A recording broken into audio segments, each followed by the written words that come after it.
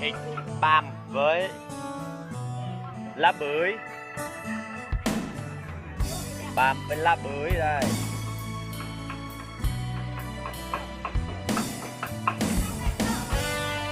Lần băm đi làm thịt canh.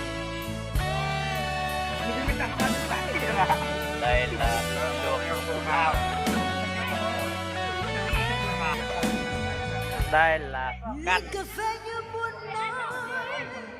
cái nồi canh đó, chuẩn bị bỏ cái nồi canh đó. Thịt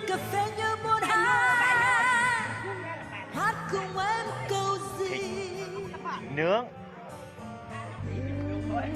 nướng này, đây là ăn thường với khói thôi, đây là thịt nướng thôi, không phải khói khiếp gì hết.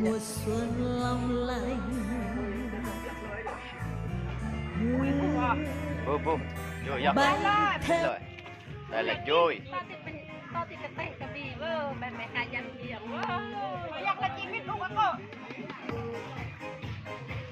Đây là bia.